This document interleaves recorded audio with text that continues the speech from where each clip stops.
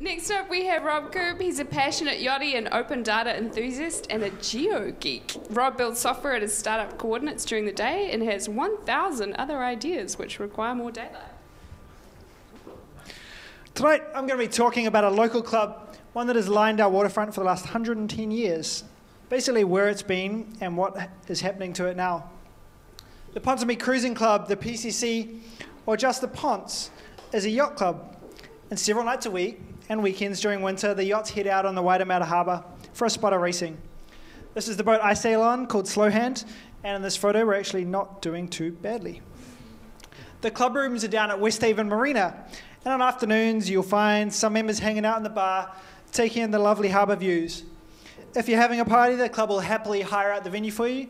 A couple of rooms, 350 people, it's quite a big place.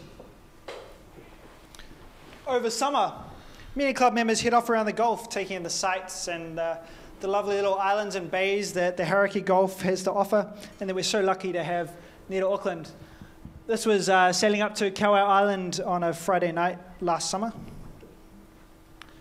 Down at the Westhaven waterfront, there are 4 yacht clubs. We have the Ponce, Richmond, Victoria, and the Squadron, and you can see them along the top there. They've all been there a long time, but they're all starting to face similar problems. So what am I talking about? Well, basically membership numbers are dropping slowly. The PCC has around 400 members, but the average age of members is going up. There's just not enough young people involved, and I'm 30-something and I'm counting myself as very young. The club struggles to get volunteers, from manning the little tower with the start gun and the hooter in, through to actually being on committees and running the club. At the AGM a few weeks ago, there wasn't one contested position for any committee at all. And while the club's not broke, it's keeping its head above water every year, but it desperately needs to spend a serious chunk of change on improving the facilities with modern interiors and better access. Holding functions at the club used to be a perk for members, and then it became a bit of extra cash on the side, and now we basically have a function centre that sits there to fund a yacht club. And I'm not sure if that's putting the cart before the horse, or whether that's what we actually want to do. Over the last decade, plenty of grants and sponsorships from the likes of ASB, Auckland City, and the Rummakers have helped disguise some of these changes. But over the last 2 years, with global belt tightening and the financial crisis, some of these have started to dry out. Interestingly, the original PCC used to be around in St. Mary's Bay. And this is a photo from last century, about 1919.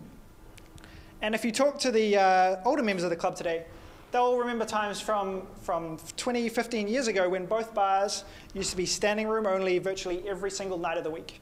In the last 5 years since I've been involved, I've never seen the rooms that full. Young people, and I'm talking 20s and 30s here, in Auckland, used to own boats. They used to keep them in their backyard or on a free mooring provided by the council and disappear off around the Gulf, racing or cruising. How many of you guys have owned a boat? But today's 20 or 30-somethings live a faster-paced life. They have student loans to pay off, OEs to go on, credit card debt, and they spend way too much time drinking. Wow. Probably always spent too much time drinking. But do we really have less free time than previous generations? New Zealand's productivity hasn't exactly taken off in the last 30 years, so we can probably assume we're working harder than ever before. Or do people just have widely different priorities these days? And what impact has technology had on all this? Mobile phones let us reorganize our social schedules instantly rather than reliably showing up at the club the same time every week to meet friends and bring the kids along. So we basically need to look at what are the prospects for this club. The storm clouds are brewing. Membership, cash flow, and more importantly, momentum is starting to slowly ebb away. If the club is going to last another 40 years and get to 150, something different needs to happen. Every now and again, merging with one of the other clubs is talked about. But these folks have pride and, oh, the shame. And I think 2 clubs would probably just continue to dwindle on a bit longer once they got stuck together, propping up an unsustainable situation for a few more years. So, how about some radical change? But who's really going to do it? You need a few years hard graft to establish new leadership, then trying to convince all these members who are getting older and crustier as they go on to get on board with your bold new approach, rather than easy old steady as she goes. It's the same thing we've been asking our politicians to do, right? Just make some hard calls and get the hell on with it. As a city, I believe Auckland needs a vibrant community of sports and cultural clubs, and a lot of them are facing similar challenges that the Ponsonby is. If we don't want them as is, that's fine, but we shouldn't assume they'll be there for our kids and our grandkids, thanks to magic pixie power. So, what to do?